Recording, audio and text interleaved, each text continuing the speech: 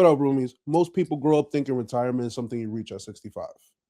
After decades of working a job, you may or may not even like it. But what if the timeline is wrong? What if financial freedom isn't about luck, but it's about systems? Tonight on Neighbors, I'm sitting down with Kadeem Leslie, a young entrepreneur who's built his own blueprint to financial independence, retired early, and now travels the world living on his own terms. We're diving into the mindset shifts, the financial systems, the mistakes, the wins, the reality behind what it actually takes to design your own freedom. Roomies, welcome Kadeem Leslie. What's up, Kadeem? What's Thank going on, you. Brody? Thank you so much. No, it's been a pleasure. That's a wonderful introduction. Thank you so much. No, thank you for being on. I really appreciate it. And like I Of tell course. everybody, you're once you're a neighbor, you're always a neighbor. You're always welcome there. You know what I mean? Perfect. I'm glad to be a part of the community now, officially. You, you official, bro. So, There you yo, go. tell us something about yourself. Let us know how you came to be such a young entrepreneur. And now you're just traveling the world, having a great time doing your thing. Yeah, well, traveling is lots of fun. Traveling is immensely fun. And let me tell you, the world is beautiful. And I think the most beautiful part, of course, is making the people all around the world are just so diverse, but so also like-minded in the same ways. Like, for example, one thing I will always repeat to people is that we all love pictures. Doesn't matter what language, doesn't matter what religion, Yep. doesn't matter what continent. Everybody's gonna take a picture of the waterfall. Everybody's gonna take a picture of the sunset. Everybody's gonna take a video, a photo of the view. And so, these are some of the things. Even though we're divided, we're so much alike in so many different ways. And so, that's very, very interesting, I think. But how did I get here? So it's actually kind of a twisted story, right? I started when I was 15. I made the conscious decision at 15 years old that I wanted to be financially free and I wanted to retire before I hit the age of 30. No, that's a crazy decision for a 15-year-old to make, you're probably thinking. And you're right. Believe me, in this day and age, it isn't though, because we have so many young Mm, people coming up in the world. So you're a yeah. trailblazer, and you're like one of the first of those, young people. Because I'm pretty sure you're younger than I am. I'm 36 right now, Yes, I right? am younger than you. I'm not yet 30. It's actually interesting. What actually happened was that I was introduced to something called financially independent retire early Yeah, from that age. And so, of course, before the age of the internet, that would have probably been harder to find, right? You'd have to yeah, go to the library, etc. But now I'm on the phone, I'm on the internet. What's this thing? Financially independent retire early. And then I can just scroll on the rep. That's actually our website for it, financially independent retire early.com. And you can just go and you can read. And you're reading now, it's like, oh my God, people are doing this. Like people are getting their finances in order and traveling the world and they're doing it before 65. They're doing it by 50. They're doing it by 40. They're doing it by yeah. 35. And I was like, I'm going to do this by 30. Right. And so then that's what happened is like, no, you start reading. Now you're spending every single waking moment because obviously I'm a teenager at the time. I have so Yeah. much more time on my hands. So, I get out of school, let's say 2 o'clock, from 3 o'clock until 10 o'clock. It's the only thing I'm doing. You, Sometimes until 2 o'clock you in the got morning, just reading this. It's really cool. yeah. So so when you started reading like the retirement early thing, what like caught your attention first? Like what basically put you on the path that you're on today? So investing is what caught my attention first because it's only possible using the big three. And we can get into this. And it's also going to be in the book. The big three is real estate, business, and investing, right? Uh, It's the big three. So then it's only possible through one of these three things, which is I wanted to understand it. So then I've understood it so I can break it down. It's the same in every country across the world. You go, the rich people in the country are going to own real estate, business, and they're going to be the investors, right? yeah, So then I understood that I needed to invest from the time I was 15. So I knew a job wouldn't get me there. I wouldn't be able to retire if I just did a job for the next 15 years. That yeah, wouldn't be the solution. So then I know that I wanted to start businesses and that I eventually wanted to own real estate. And I knew that stocks and trading and stuff like that would also be quite beneficial. Right. Then what I discovered in my pursuit of knowledge, I suppose you could call it, uncovering this entire world, is that turns out the sooner you start, the cheaper retirement is, yeah, right? So yeah, then if you're trying to retire in 10 years, it's probably going to cost you, let's say, $1,000 or $2,500 or maybe $5,000 a month, right? But then if you're trying to retire in 4 years, sorry, in 40 years, the equivalent is probably going to be $100 a month. Yeah, So much cheaper, right? It's that's true. literally sometimes a 10x difference, depending on where you start. But then most people, they don't start thinking about retirement until they're 45 or even later. And so then they realize, they look up and they actually start to do the math and they realize, oh, if I want to retire in 15 years, that's pretty much all of my paycheck. So then now the despair sets in, the lack of a plan sets in, and now you realize that you actually might be working until you die. That happens to a Yeah, lot of people. yeah, believe me, I know exactly where you're coming from because I have a lot of family members like that started saving for retirement later in life, and now when they're at retirement age, 65, 70, they're looking at it like I might have to, work off the books in order to, maintain myself. You know what I mean? Right. And that's a really sad state of affairs. I mean, I can't imagine what that must be like. It must be a crushing reality to having Yeah. gone through your entire life and then being at 65, 70, 75, and realizing, man, I didn't play my financial cards right. Right. And I would hate for that to happen to anybody, which is why I've broken it down for people. So at 15, which of the big three did you start first investing? Right? Yes, actually, the earliest one would have been business. It's Ooh, actually kind okay. of funny. Yeah, so it was a nonprofit called Make Someone Smile.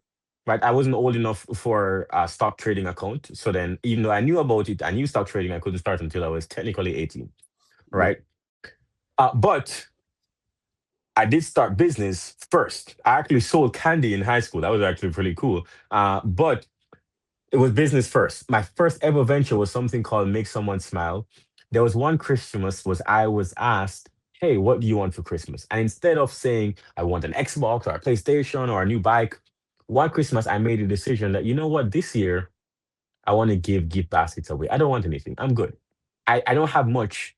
I'm still struggling with money. My mom just passed, and I could still do was a lot more in my life. But this year I want to give stuff away.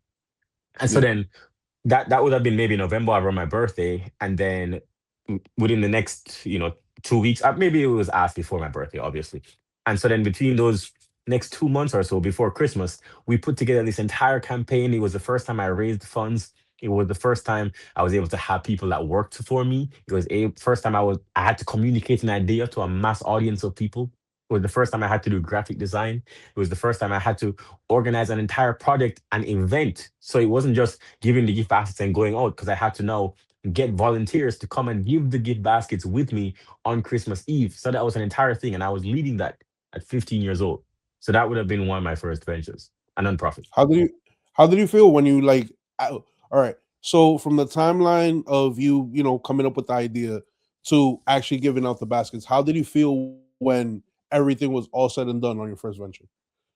Oh man, it was an amazing feeling. And let me tell you, I think it really speaks to my character and who I am. Not to toot my own horn, that's not what I'm saying, but it speaks to my heart, right? Yeah, Because I think I like that story. Like if I were to write my story, I like that my first venture was a nonprofit. I'm just being honest with you. I like that personally yeah, because it's just, I think we forget as we become more profit driven that the goal of the business is to serve people. And so then you always need to remember, is this product, is this thing, is this service, is this entire organization serving people? And so I think it always comes back to that. And even sometimes I forget it. We are human. However, I think it's one of the most thrilling things when you see even a for-profit venture, you see someone say 5 stars, this made my weekend, this made my year, this made my day, this made my Christmas. That's why we do business, right? yeah. Well, that's a fact because at the end of the day, without people, where are you gonna get anywhere? Where are you gonna get to? You know what I mean? Without Precisely. without the support of a community, without the support of your constituents and your following, you're not gonna get anywhere. You're not gonna make a dollar, and you're not gonna make an impact. Absolutely. And what People are the and, gold. and what I've noticed, and this is just me riffing off. What I've noticed is that people who usually put people first, besides being profitable in their financial world, they're also very profitable in heart. They're Right. usually kind people who help other people out, and that always comes back to you. Karma is a real thing, man. Always does. And I will tell you, I will say this, and I repeat it every single time someone asks me. I'm one of the happiest people I know. I sleep great at night, Yeah, and it's just, I think that's more than money. That means a lot more to me, being able to sleep peacefully. definitely, definitely. And when you could lay your head at night knowing that you did good, or you made somebody's day, somebody's week, Hmm. somebody's year, you feel me, Hmm. or you inspired somebody to be greater. It's an amazing Exactly, feeling, bro. exactly. So now that we're talking about the system that you kind of use to get where you at, right? Mhm. Um, so just take us through the journey of how the system actually helped you out. Like, what did it actually look like in term, like phase by phase? Okay, repeat your question about what system. So you're talking about the financial freedom system, or you're talking Yeah, yeah. about? Okay, The cool, no problem. how you the financial freedom system. Yeah. Okay, no problem. Okay, so then that's entirely laid out in the book Full Money. So then here's Okay. what I can say. It didn't occur to me just overnight. So I want people to recognize that this took years of redeveloping and reshaping. And if you ask me, 10, 15 years from now, there are probably still things that are going to be under development. But Yeah. here's, I just wanted to make it clear that it wasn't that 16 that was like, oh, this is it. That didn't happen. No, no, no. Of course That didn't not. happen. Right. But it's so good that, and it's also traveling the world, you see that there are recurring elements in this. And you see that, oh, this works, this doesn't work. And then also you test it on yourself. And then also being a teacher of over 5,000 students across the world, I'm very thankful for that. It's the same, and people are being helped all over the world. So, and this is where the system comes from. It's been tested in literally 180 countries. Okay, so let's go. Now with the system, here's what we got Yeah. to test. Here's what we got to see.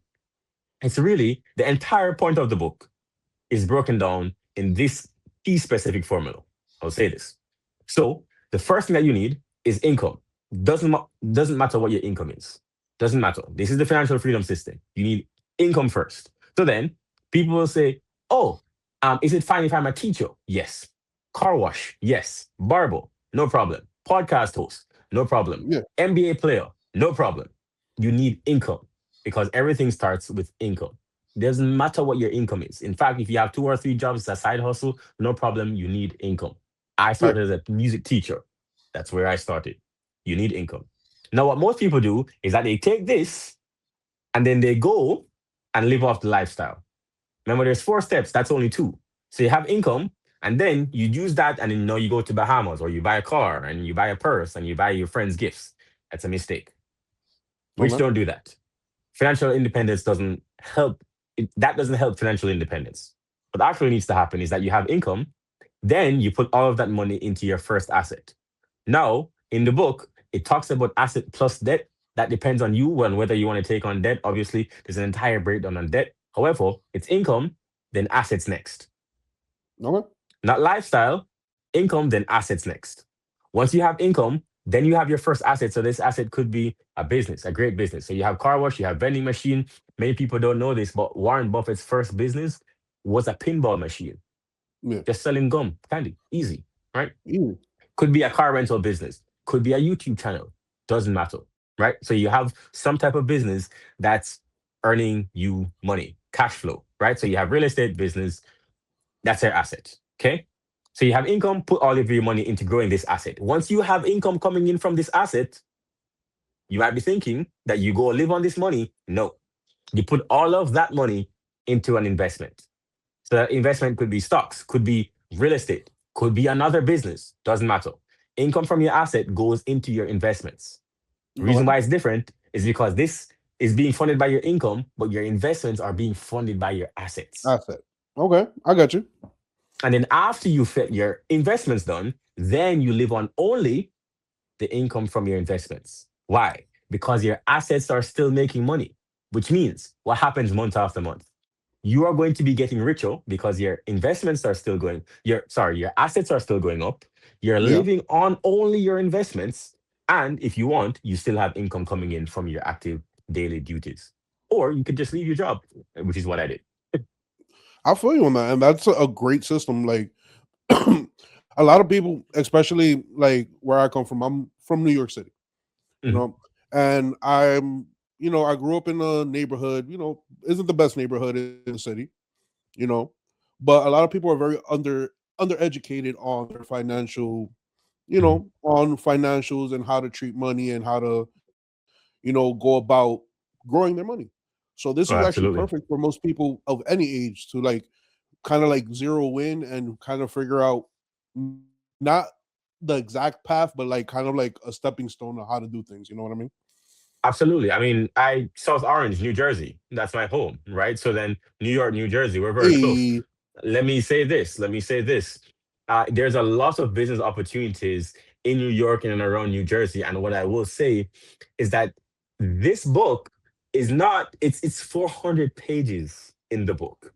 Right. yeah, So then what I just described to you is that it goes into a deep explanation, maybe for a couple of chapters, and then it expands, in part two. But what I just explained to you, over 400 pages, is meant to actually take you from wherever you are in your financial freedom journey to the end, right? So it brings you through all four parts. It talks about the big three, which is real estate, business, and investing. They're business systems right where you are. And you notice the key word that I just said, business systems, which is in the book. It will show you how to develop systems and not just run a business. For example, there are many restaurant owners who have to be yeah, working 7 days a week. That shouldn't be the case. You should have a business system that runs without you, or at least runs minimally without you, or minimally with you, so that you can put your time into developing the other business assets that we talked about towards your financial freedom journey. I'll tell you this. I remember the one key story. There was a mechanic owner, yeah, right? Mechanic owner, he had his income coming in from being a mechanic, used that to buy his own mechanic store, sold his mechanic practice, and moved to Miami and retired. Now, all of that, he built his assets. So then let's walk through the entire scenario. He had income being a mechanic. He was trained. So then he invested in his skill. So you can be a doctor, you can be a lawyer, doesn't matter. He went to college, invested in his skill to be a mechanic, got his asset, developed his asset, sold it, put all yeah. of that money into stocks, and now he's living on lifestyle from his investments. That's how it works. And you can do this over and over again. Okay, okay. So when let's say when you meet somebody, right, that you don't know and you're kind of like going through this and they're working their 9 to 5, what would be the first thing you tell them to do? Like what would be the Increase first as much when income as you possibly can. Increase as okay. much income as you possibly can. But understand the reason why that's not the end, that's not the last final part of financial freedom, is that there's only so much money you can earn in 24 hours. The doctor earns more than the plumber, right? But the Yeah, plumber earns more than the teacher. And the teacher earns more than the person that works at the car wash. But they're all still getting paid per hour. There's a cap yeah, on that. But when you start a business, as you know, with cash flow, well, you can expand to a new territory. You can expand international. You can go online. There's no cap to how much a business can earn. As you see, Google, Tesla, Amazon, the biggest, earn billions every single day. yeah. That's how big they can get, right? And so you take that, and then you go over into assets for the cash flow again to provide stability for your life, which is why you live on the investments income, not your own. All right, cool. What financial myths did you have to unlearn before things started working out? Absolutely. That's a great question. So, one of the first myths was that you have to work harder. Let me rephrase this. Working harder is one to one with how much money you make. Oh, that's yeah. That was one of the first ones, Yeah. right? Because I will tell you this. This is how I break it down for people. There are five types of leverage. Only five. Okay. And if you don't work with these five types of leverage, this applies to everybody in the world. If you don't work with one of these five types of leverage, no matter how hard you're working, for the same 24 hours, you are going to get less done than someone that is working with one, two, or even best, all five. So the first type is capital. We all know capital, it's money. Now, you Yeah. also have human capital, which is you have other people working in the same 24 hours of you. So then I get my 24 hours and your 24 hours and his 24 hours and her 24 hours. Make sense? Great. So then we all understand capital. Then we get to community, which means that I can send something to my community. Hey, buy this thing for $1, and a million people buy something for $1. Great. Then we have connections. So if I can, for example, get Drake to make a post to his community, buy this thing for $1, similar effect. Then you have content. Content allows you to make one piece of content, reach a million people, those million people buy something for $1. Code allows you to work, build an app that can have 1 million users that pay you, well, you get the picture, Yeah, I get the right? picture. So then if you're working with these 5 types of content, sorry, these 5 forms of leverage in the same 24 hours as someone who isn't, then you will just get more done. So then it's not that work harder, work smarter. Many people haven't even defined what smarter looks like. And so then Yeah. here's a blueprint for you as you're listening to this. Working smarter is just working with more forms of leverage. That's the difference. So then, if you spend the next 6 months working on code alone as one of your forms of leverage, or content, which is a podcast, which is YouTube, working on that form of leverage, or you work on getting 5 relationships, 5 connections, right? Yeah. Or 10 connections that can change your life. If you just work on that for the next 6 months, that would accomplish more for you than just going to your work and working overtime, etc. Because it's about leverage. Now for you, man. And this question just popped up in my head. And this is for the older generation, older than Mhm. me, older than you. How Of course. important is content and community? Because, since the older generation aren't as tech savvy as you and I, they Mhm. might not know how important, you know, community and content and, having that online presence is in 2026. Well, content has always been important. We Yeah. understand content, it's just that content has changed and becomes faster. But content has always existed, even for the older generation. It's just that we don't think about it in the way I'm about to show you. So the TV has always existed. Now the TV is just on YouTube, right? Yeah. If you're not on YouTube, then you can understand that obviously being on TV 100 years ago, or however long the TV was invented, 70 years ago, 60 years ago, being It's, on it's about TV. it's about like 105 years now. There you go. Okay, good. No problem. So then it was the TV. So then, for example, if someone wanted to be the president of the United States, they needed to be on TV. True. Now they must be on YouTube. You understand the That's difference? what- That's all. Yeah, I It's just understand. changed. But it only exists if you're on some form of media, because that leverage has never changed. Now, what's perhaps changed is code, but code is simply technology, because technology used to be, for example, if I could use transportation to get to more people, that would have been code, when the steam engines were coming around. But it's Yeah, just changed. So then now it's code, but it used to be a different form of technology. And maybe in a couple of years, obviously it will be more AI, less code, and then eventually it will be something else. Maybe it's quantum computing next. But yeah, code is just technology, right? That's all. So then using technology to have more leverage. So then going back to the older generation, if you wanted to sell directly to people and you wanted them to buy, for example, a new microwave, how would you sell them? The newspaper. true. You'd write Sears a sales newspaper, a Sears sales letter in the catalog. newspaper, a Sears catalog, so you remember it well. So then now all that is the email. That's all. Yeah, All that is now is the Instagram DMs. That's all. Just the technology has changed, but content has not. It's actually very important, and it has always been. And now we see that way. Radio has just become podcasts. Radio has just become, obviously someone tuning into your show every week. So then, for example, the way that people used to listen to radio is that every morning they'd go to work and they'd listen to the same show because you couldn't pre-record things. Remember, that's fairly recent. yeah, So then at 7 o'clock, when you're in traffic, you're listening to the same show, the same person every single weekday. Now you can choose what you want to listen to, and that would be your YouTube channel. That's it. true. You're It 100% has right on just that. changed. Or your podcast. It's just changed. I feel you. I feel you on that. All right. And what separates someone who studies financial freedom from somebody who actually achieves it? Hmm. It's a very interesting question. What's well, I think the biggest separator is the achieving part. Yeah, yeah, of course. Well, I think so. But okay, so I think the biggest separator, or okay, let me rephrase that question how I think I understand it. What might stop someone from learning to actually doing, right?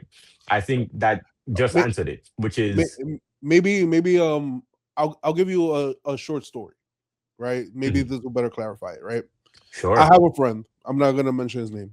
I have a friend who wants to get into the financial world, Mhm. right? He studies finances, stocks and trades, and all this, that, and the third. And as his friend group, we believe in him, you know. And we've offered him, I was like, hey, since you're studying stocks, you're studying trades, I'll give you $1,000. You know, keep 10% for yourself, of course. You need to get paid, and get me my return. I'm not gonna put any pressure, no timeline on you. He kept on, declining the offer, and it wasn't just from me; it was from several of our friends. You know what I mean? And he Mhm. would always be the one to try to give financial advice, but never achieve financial success. You know what I mean? Right. Like he's right there at the precipice, but he doesn't want to take Mhm. the risk to jump in the pool. Okay, so let me say this. One, it takes time. Remember, I wanted to become financially free when I was 16. It took me years to get a plan, even maybe 4 or 5 years to get a plan together, right? And then I didn't hit financial freedom until I was 24. Okay. Okay. So then between that time, it took me 9 years to actually see financial freedom as a reality. Right. And Yeah, this was, not just inconsistent effort, which is the second point. It wasn't just inconsistent effort, it was working at this day in, day out. Remember, this was my big life goal. For I didn't really have plans past 30 until yeah, I hit financial freedom. Now I do, but my entire focus was this, right? So that's the first thing. The second thing is focus and only doing one thing, right? When you talk about focus, focus is saying no to everything else. So, for example, I said no to many trips, to many boys' nights out. I said no to many friendships and many relationships as well because I wanted this goal done. And many people aren't willing to do that. But what that shows is a lack of focus. You understand? yeah, Focus, all it means is just saying no to everything else that is not that goal, right? And many people haven't done that. So then, if he hasn't done that, you can recommend it to him. That just point out to him that he might not be taking himself seriously if he's not saying no like 99% of the time to most things. Okay. yeah, And so then a focus is goes hand in hand with discipline and consistency. So then I think what happens when you take on discipline and consistency is that you realize that even taking Sunday and Saturday off misses the game, right? So then for a long time, I didn't have weekends. Sometimes I'd be forced to take a day or be forced to take a weekend because I was so tired. I was because I was so focused. I needed like a mental break. But understand that for in the world of financial independence, you're trying to get there and you're trying to compound this knowledge. You're trying to accomplish something that takes you normally 30 years in the span of 5 years. Then you can't take weekends. It just doesn't yeah. work that way. No, it doesn't. You got to be on the grind 24/7. Right. But it's not that's on the grind. It's not just on the grind. Remember that we just talked about also Yeah, yeah, yeah. leverage. Right, right. No, no. it But has what it I has to mean be by in the the right direction. but what I mean by the grind is that you're walking your path constantly. You know what I mean? You're gaining knowledge. You're sharpening your skills. You're you know Precisely. you're jumping in the pool and taking a swim. You know what I mean? Right. So then That's what even, I'm. sometimes the grind is reading. Sometimes the grind is an hour of thought and meditation. Yeah, Sometimes the grind is stopping to come up with a proper plan so that you know what's happening for the next 6 months or the next 6 years. Sometimes that's what the grind is, which is the opposite of just going out there and working. Sometimes the grind is stopping to observe and strategize. yeah. You're 100% correct on that. Let me see. Oh no, this ain't where it at. Give me one. No problem. Robin. Now, No problem. no, no, no.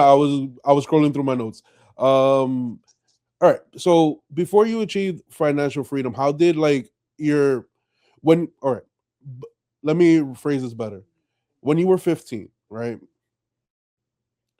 and you said, you know what, I want to retire by the age of 30. I want to be financially free by the age of 30.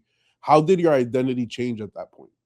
Going from like this free kid to, putting this goal in front of you, saying, I'm gonna chase this, and this is what I want, and this is what I'm gonna get. Okay, so are you talking about at 15 or when I actually achieved financial freedom? Just so I understand. Um, throughout the journey, like Okay, where were you so at when you started, and where you at now? so when I actually started, that's a great question. I was, well, this is a piano. My dad is a pianist. I was actually a cellist. I'm actually quite an accomplished cellist. If you Google Jamaican cellist and my name, you'll see a bunch of repertoire from me. All right. But I actually went to Seton Hall University on the full scholarship for music. So then that identity shift was actually shifting away from cello, which again didn't happen overnight. I graduated my bachelor's with music. And then I did my master's without. I did my master's was in digital communication. I studied luxury brands. It's a great degree. But here's what I want to say is it did not happen overnight. That transition took a long time, and even the overlap. There were times, especially towards the end of my musical career, where I know that 80%, 90% of my identity was about financial freedom and money. And I really didn't like talking about music because I that was on the back burner and it was on the way out. So then that transition can happen. And when you feel like it's irking you, the old life is irking you to even talk about, you're on the right path. All right, all right.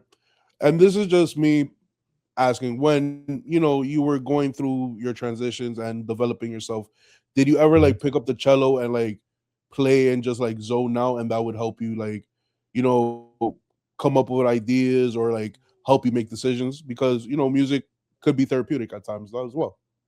Absolutely. In fact, what I've traded that moment for is walking now, but essentially being able to tune your brain out. There's so many ideas that can come to you when you're practicing. Because remember, to practice the cello or any musical instrument, it's not just half an hour a day, right? You're in the music room or you're in the practice room, not just for an hour, maybe 3 hours for that period of time. And so it's just you and the music which you're practicing, but also your brain is also thinking thoughts. And so then some really cool ideas would come. In fact, I'm not sure if you see that there.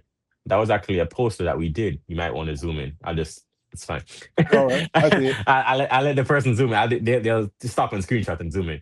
Um, but the reason that I say that is yes and no. Music was its own life and its own identity. And I am very grateful for that part of my life. However, at the same time, and I may come back to it later on in my lifetime. Yeah, However, at the same time, it is totally fine for someone to also move on to different phases of their life. And for anyone that's listening, I want to know if you, in case you were looking for permission, you can use my voice as permission to go ahead and live 2 or 3 lives in this one life that you have. that's true. People are like butterflies. We go from the caterpillar, the cocoon, to flying away. You know what I mean? Exactly, And exactly. and those phases are just as important as the previous ones. You know what I That's mean? right. So like, what's one uncomfortable truth about money that most people don't want to hear? Dave Ramsey is half correct.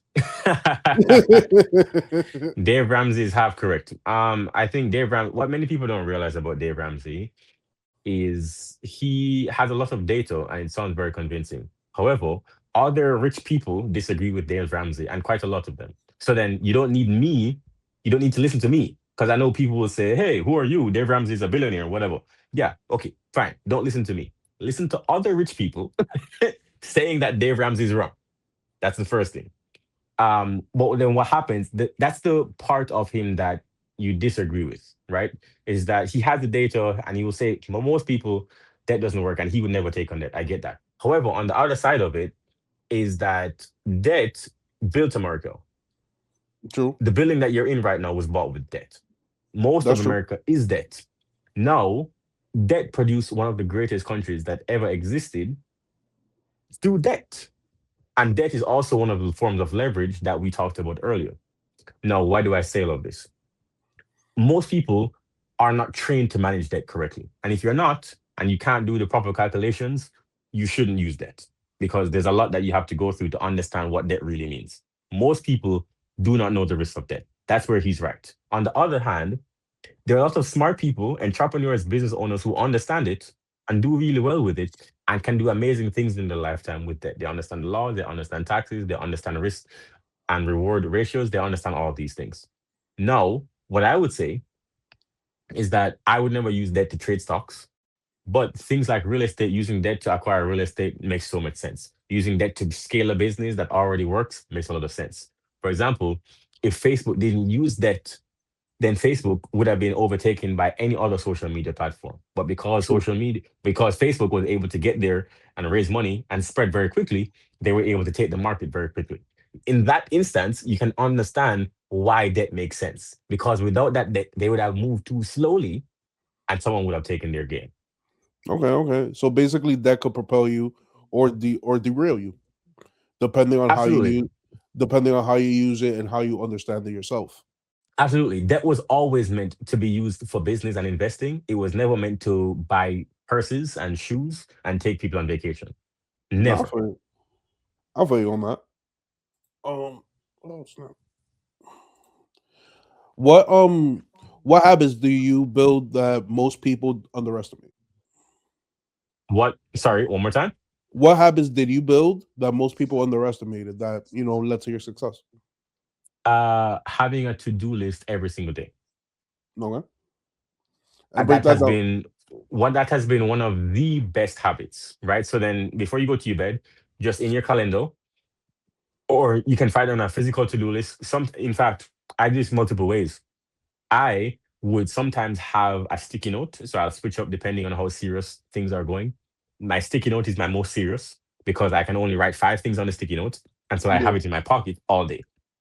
But if things are less serious, I'll do a to-do list on my phone in a notes app. And maybe below that, I would put things in my calendar. Or maybe notes app and the calendar app are about the same. But the most yeah. serious is the sticky note. If you see me pull out the sticky note, it's go time, right? I'm in that season. It's time to do the damn thing. Oh, it's go time, right? So below that is the sticky notes. Sorry, below that is the notes app on my iPhone or the calendar. What that means is when you wake up tomorrow, all those ideas that you had before going to bed, all those things that you're remembering, you hit the ground running in the morning that you don't need to sit and think, what do I need to do today? You just get up and you start executing. The day is for executing, not for thinking. Thinking and executing is two different times. When you wake up, when your energy is highest, Yeah. that's when you should be executing. No, I got you. Right? I got So you. if you wake up at 4, if you wake up at 8, doesn't matter when you wake up, you should have a plan on what to execute. And this long morning routine, if you want to use your best hours in the day for a morning routine, that's fine. But I like to say if you can get to work within an hour of waking up and start on that list, because some things you can do from home, like sending emails, for example, or checking something. If you want to do that, go ahead and start executing right away. And you'll find so much better results in 2026. Yeah. Underestimated. I feel you on that. And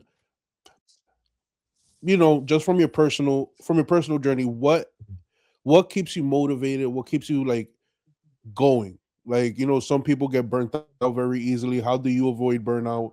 And how do you keep the motivation going? How you keep yourself psyched and pumped for like the next day?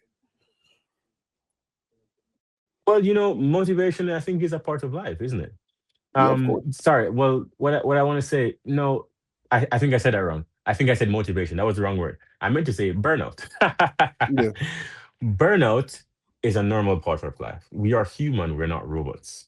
So then what that means is that this is my philosophy on life, which I think might explain and answer your question. When I was 15, 16, that's a very pivotal year for me.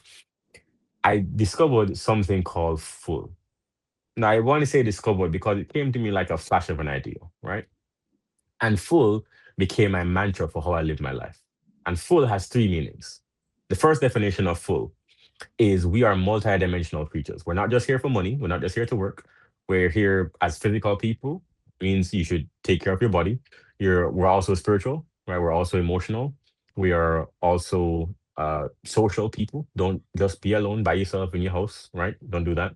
We're also curious people, intellectuals, no problem. Multiple facets to our life.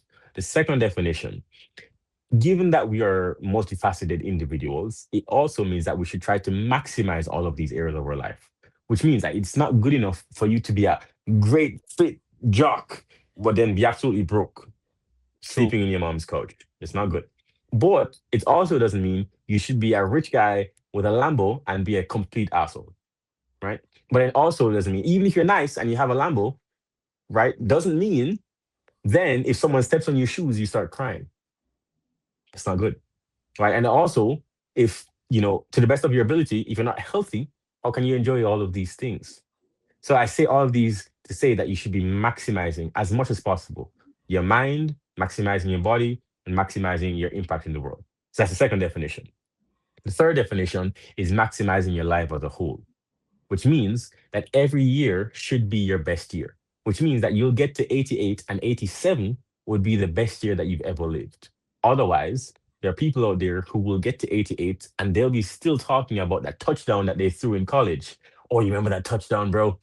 Drink to that Yeah, touchdown. And they're 88 years old. Makes no sense. So then you want to maximize, understand that we are multidimensional people, maximize all areas and maximize every single year, despite fear, throughout your life. That's great. That's my definition. I feel you. So now that you've like, got your financial freedom, you're out there traveling the world. What? All right. Before I get into like what's your favorite place to visit and all that, what was the first place you when you started traveling and you said, "Yo, I'm gonna go see the world. I'm Yeah, gonna yeah. go meet people. I'm gonna go, enjoy enjoy life because traveling is really enjoying life." What was Sure. the first place you went?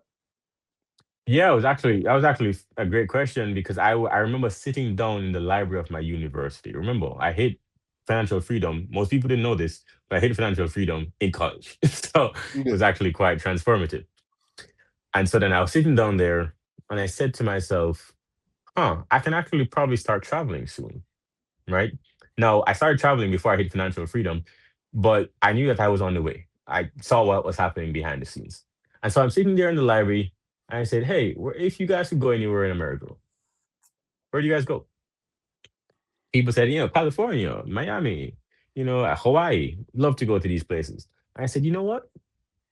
I'm going to go. And then two answers came up. It was the first was Myrtle Beach, and the second was New Orleans. And I went to New Orleans first, and I went solo, completely by myself. The first time I've Yeah. ever traveled by myself, and I stayed in a hostel. I would tell you, that's still one of the best vacations I've ever taken. The reason why is that when I stayed in that hostel, they had it was everybody staying. It was a bunk bed, right? It was a very spacious hostel, so it's not one of those cramped places where Yeah. everybody's hot and sweaty. No, no, no. It was ginormous, right? So then you had space to maybe put three or four king mattresses in the middle of the entire room. That's how big it was, right? And so it was a great hostel in New Orleans. At every afternoon, we would go out as a group into Bourbon Street and then come back as a group. That was also awesome, right? So then now, you do that for 5, 6, 7 days. Now you're a community. I've never felt that way with complete strangers. By night three, we had inside jokes. That was amazing. So then that changed my definition of solo travel because I think many people worry about that. Will I make friends? Will I be okay? Will I be safe? That was my first experience solo traveling, and it checked all of the boxes. So yeah, that was the first time that I really felt that First this one. was And this is something I and want those to do. and those people that you went out with every night, do you still stay in contact with some of them, or any of them like you're good Yes, friends yeah, now? we're on Facebook.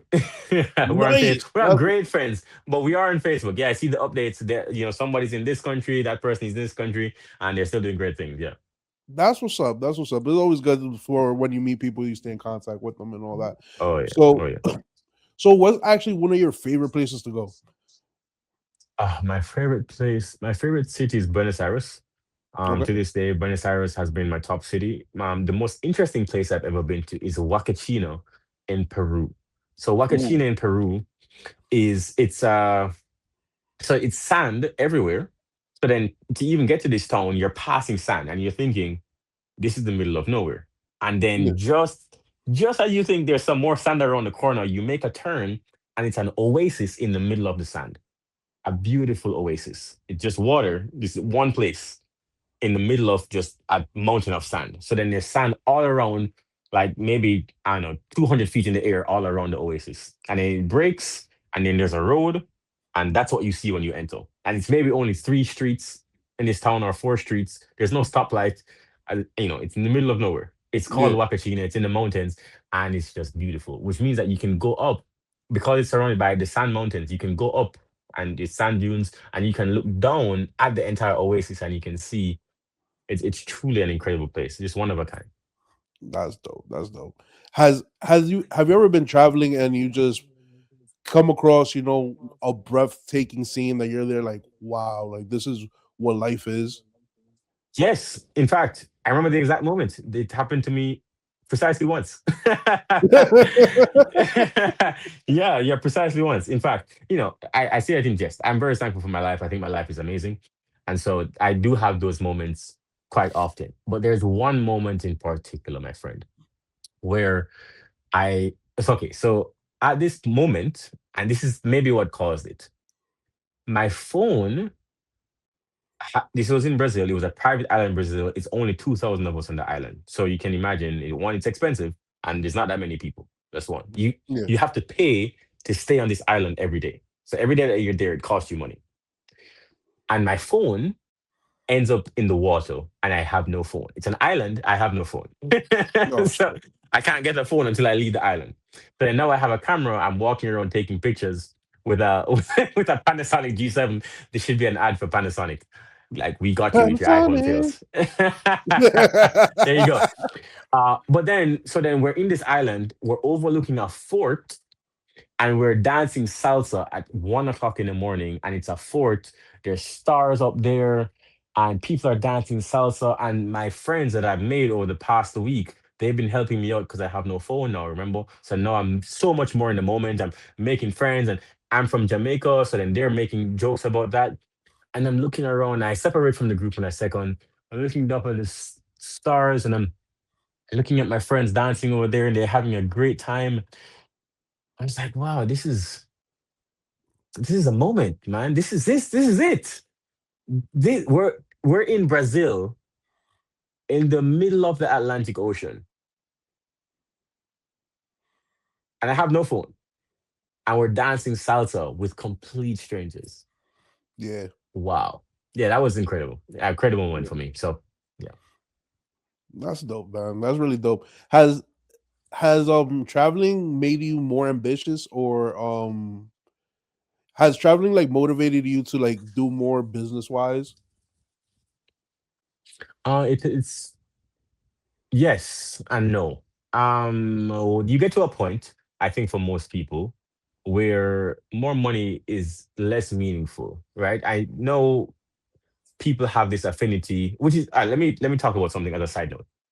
I think that it's very interesting that people hate on billionaires now, because eventually the hate will shift from billionaires to trillionaires, because billionaires will just be so common.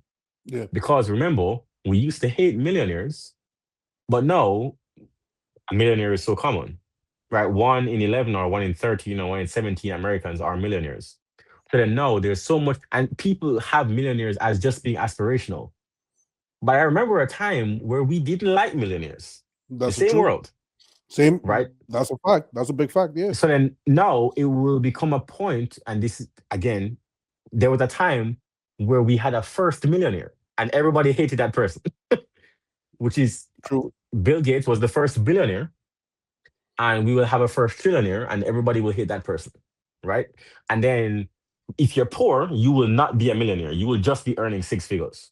And Yeah. poor people will be not millionaires. And everybody else, the middle class, will all be millionaires. And then we will be aspirationally going for a billion. Now, I think the problem that people really have is when rich people use their influence in politics. Now, I understand that. But to hate on billionaires just outright, I think is crazy, just because they're billionaires.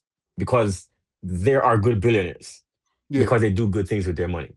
Now, I say all that to say, when rich people have an excess, money doesn't become a motivator anymore, because you're not going to buy more jets. Yeah. It's not a useful game to play. It's just not useful, and it doesn't add more happiness to buy more things, right? Just imagine Elon Musk going out and buying a Lambo. Useless, right? Yeah. Come on He's now. sending rockets. He's sending rockets to space.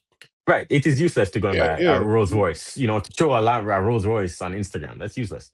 So there gets a point where you get there. Now, I'm not at the Rolls Royce is useless level yet. That's not what I'm saying. But what I am saying though is I'm gotten to a point where I don't aspire to that life. My life is traveling, and I'm living my dream life now, right? Which is fantastic, which makes me so happy, because I'm living my dream life, right? So then there So might be someone out there that's richer than me, but they're not living their dream life, which makes them miserable. I can't relate to that. I'm living my dream life. So then, what living my dream life has done to get to your question finally No, has made me want I'm to here for get the ride, more baby. people. No, it's fine. It's a long drive, but there's water at the well. I'll get there. So then, if you get to this point where you truly feel satisfied and you're content and you're helping people, 5,000 students across the world, remember, yeah, I've written 3 books, one bestseller. What this does is that you try to get more people to accomplish what their dream life is. And that, for me, is worth it, right? There are people who, there are kids who don't know how to read and write. Let's solve that first before we get them any of my books in their hands. Let's Yeah, teach them how to read and write, right? There's people without water. Let's solve that, right? There are people who can't afford to get to college. Let's solve that, right? There are people who can't afford to get information like the ones I provide for free. Let's solve that, right? There are people who don't have fast internet. So then some of the things that we're talking about, the leverage that we're talking about, yeah, they can't get it. So let's solve these problems. And I think if you can solve some of these problems and along the way we can help this person to get here, this person to get here, that person to get there, I think slowly we create a better world. And I think if you choose your cause, some of my causes, for example, men's mental health. That's very important to me because many people don't know this. But men between 20 and 26 are 6 more times likely to kill themselves than any other group. That is I know. insane, right? Believe me, And so I then know. that is insane. And so targeting issues like this, where you can pick your head above water and actually look, okay, can I actually use my extra time to make the world a better place? Absolutely, yes. That is 100% my mission now. And it is to tackle issues like that. And sir, I can say honestly say that by my definition, and the roomies know, and people who've watched the podcast know that I have a different definition of wealth than most people. When people consider what people consider what wealth to be is, being financially free and having a whole bunch of zeros in your bank account and whatnot. But wealth is truly being able to do what you want, how you want, when you want, and help people along the way. And Right. you sir have achieved wealth in my eyes. Thank you. Yes, You know what I mean? I agree. My So goal was never to be rich. It was always to be wealthy. So I thank you for the confirmation. Yes. you're welcome, man. So like in your travels, right? Is there any countries that you're still looking to visit, or things that you want to Oh, do yeah, I'm around the just getting world? started. Oh, Ooh, man. ooh, ooh. What's your passport looking like, man? let What me part of let the me world let, haven't let you been to yet? I haven't actually explored the other half of the world. Right. So Oh, so you're still on the here's Western my Hemisphere? yeah, here's my problem. Here's my problem. When I first started to travel, my plan was to stay in every country for 2 weeks when I first started traveling internationally. Because that's what I did in the US. I would go on trips, I would do road trips. And yeah, I traveled to 35 states in the USA. All the states I wanted to visit to except Alaska. I didn't go to Alaska. So I went to I Hawaii, want to go to Alaska. anything. Yeah, Alaska, I think it's beautiful, but I haven't been there. But when I first decided to start traveling internationally, the first place I picked was Panama. And it would have been 2 weeks because that's what I was used to, right? I went for 2 weeks, a good time to see a state. I was active, I could do on the road, I could drive.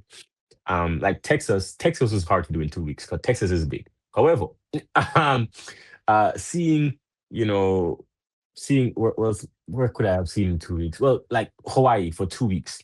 That's good because Hawaii is small. That makes Yeah. sense, right? Okay, cool. Don't do Texas in 2 weeks. No, you need more maybe, time in maybe, Texas. maybe do Dallas in 2 weeks. Yeah, yeah. I think when I was doing the Texas trip, I was doing 1,000 miles a day traveling, Damn. man. Damn. But I was in a good car. It was great. Yeah, yeah, But but I was still, a down. thousand It miles a was day, terrible. bro. It, it, That's it, you it traveling, was you moving. yeah. It was fun. It was a Dodge Challenger, so it was good. Oh yeah, I Yeah, know. or a I Dodge Charger. Yes. I know how the Chargers live. I feel you. Yeah, a V8 too. It was good. It was good. So, but anyway, uh, to get back to the question, the reason why traveling is so difficult is because I went to Panama wanting to stay for 2 weeks, and I ended up staying for 5 weeks in the first country. Mm, Yeah. So then You You know, fell in love with is a Panama, hunt. or was it like No, just I just fell in love with traveling and staying still in one place. So then, no, I can't stay in any country for less than 3 weeks. And that's not very conducive to seeing the entire world very quickly. Because if you think about this, if I travel, let's say for the next 5 years, and I stay in one country for 1 month each, which is about what I average, right? 1 month, one yeah? country. 5 years, that's only 60 countries. 5 years. If I travel for 10 years straight, that's 120 countries. That's not even close to all of them. No, that's still more than most people, but that's 10 years of my life. But You but see? but I'm gonna give you a little pushback here.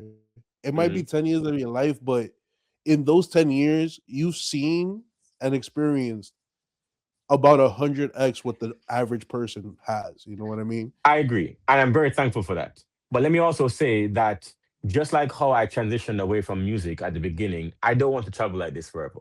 I still like to No. travel. Yeah. But there's a different phase of my life coming, which yeah, I'm also very excited for. Right. And once this chapter of my life is done, traveling full time and staying for a month in a different country, for example, I don't want to stay in a month. I don't want to stay in 6 countries in 6 months with a 5-year-old kid. I don't want that. Nah. I'll No. stay in one That's country for 6 months. That's fine. no. That's a different situation. You know, when you have your family and Exactly. all that, that's a totally different situation. You know. Exactly. Exactly. So then there are different phases of life. And so I am also I don't want to be I want to start that part of my life with kids at a certain age, which means that the pressure is like it's not forever. So then I have to make choices on which countries I can see and which countries I just won't see. Because I know I won't do the 2 days, 1 weekend trip to a country. I can't do that. So then I just make some choices like, you know what? I'm going to skip this country. It's fine. Maybe I'll visit with my family when I'm 60, but I'm fine with that sacrifice because I want to just have the family right now. I'm Yeah. fine No, with that. no, believe But me, then, I know where you're coming from because exactly, me and my wifey are now talking about starting our family too. So kudos to you, man. I know exactly exactly. where you're at now, man. Right. So unfortunately, there are going to be countries that I just skip, and that's how it's going to be. Like for example, I don't think I'll get to like Afghanistan. I don't think I'll ever see Iran. Don't think I'll ever see Iraq. I don't think I'll ever see Sudan. These countries. I think in a more adventurous time, if I had more time, I would. Right. Yeah, yeah. But I don't think I will get to see them. No, I completely understand. I feel that there's a lot of countries that once things are more peaceful, it would be better Hmm. for travel. Then you know what I mean? Yeah. Sure. Sure. Sure. Sure. Sure, sure, man, yeah. So yeah, man. So before we before I start asking you for like the advice for the roomies, right? One question, and this is a personal one. Hmm. You've been to Sure. the Dominican Republic before? No, I haven't been to DR. I'm so Yo, sorry, I when haven't you been. when you decide to go to DR, let me know because we'll have a good time, my brother. We'll have a real good time. Oh, I'm sure. I'm sure. I'm Yeah, sure. I'm sure. yeah, In fact, a friend of mine from Brazil just came to stay in Jamaica, and he had a great time, man. It's so good if you have local connections to be able to experience the yeah. culture. It's so different. My family's from over there. We got a property and all that. I know the country. So yo, if you Oh decide to man, that's go out great. there, hit me up. I'll make sure to book my flight, and we'll I'll definitely have send you a this clip. I'll yeah. send you this clip. Remember what you said? Yo, yo, just shoot me a text let's, like, yo, hey, I'm on my way to DR. I'll be like, all right, cool, I'm buying my flight right now, bro. let's do it. Let's go. Bet money. But before we tune anything out, right? Before we Mhm. tune out, what's let me see what my note exactly says. Do you think most people don't pursue freedom because they can't, or is because they're afraid? Afraid. Afraid? Yeah. No, right? You're afraid. It's totally fair. I think most people are scared of things that don't exist. And what I say by that is 99% of failure, except for death, is all in your mind. There's a guy right now on a construction site with no hands on a construction site. No hands No, that's a right fact. now. That's a big fact. That's a big fact. And the last and final question that I ask all my guests and all my neighbors is: do you have any advice or final thoughts for the roomies? Sure. My final thoughts are always the same. It's my favorite quote of all time, and it's by Henry Ford, and it's this: whether you think you can or whether you think you can't, both are true. That's fire. I like that. I really do like that. And roomies, remember, don't stop pursuing. Keep yourself motivated. And if you have a goal, go out and achieve it. Because if you don't do it, who else is going to do it? And with that being said, peace out.